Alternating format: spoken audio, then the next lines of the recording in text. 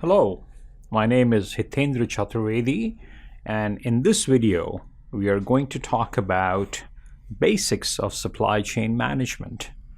Why do we do that? Everybody understands supply chain management, but the key is to understand a common understanding of what supply chain means and why it becomes important for sustainability. So let's begin.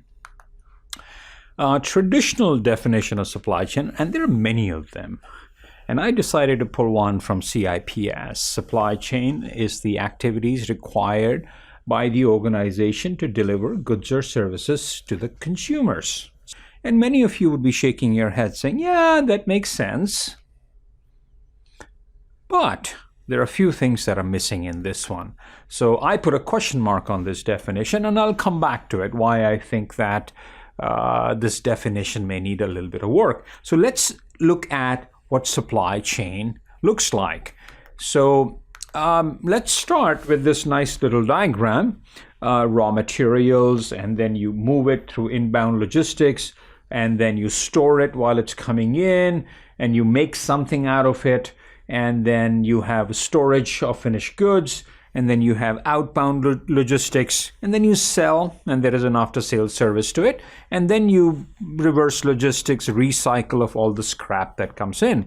So let's take one very quickly, raw material. Let's take an example. Let's say we are sourcing plastic from Asia to make chairs that we'll sell in Home Depot.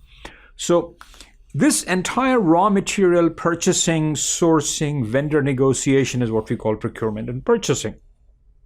All of that stuff gets loaded onto a ship, inbound logistics. That's a great example of ship coming in from Asia over to the US. And after inbound logistics, there is a storage, inbound storage. This is an example of what a storage could look like. And then you move on to making the product. In this case, let's take, here's an example of a factory that could be making your plastic chairs and or any other product that is being built from the raw material. And then after you're making, then you have outbound store, which could look something like this, all nicely packaged into finished goods and ready to be shipped out. And then you have outbound logistics. Very simple example of these semis running on the highways, moving it over to a distributor or a wholesaler or a retailer. And then once outbound is done, from inbound logistics all the way to outbound logistics is what we call operations management. Okay, now this part is done. Now we got to sell and service it. In selling, you need to do demand planning, and also we feed into our procurement and purchasing departments, and based upon the demand, we put the chairs up onto Home Depot, and this is how it's sold. You buy it, something is wrong, it's or you throw it away because it's damaged. Then we get into something called, and we've talked about demand planning, then we get into reverse logistics and recycle, which could look something like this.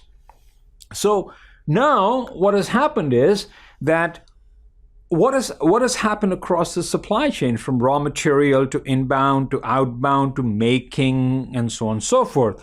There are 5 things that move across the supply chain. The first is the product. Second is money. Third would be people. They're also part of supply chain. Fourth will be service. Fifth, and very important, is information or data.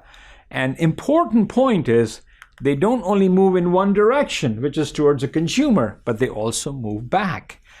That is supply chain management.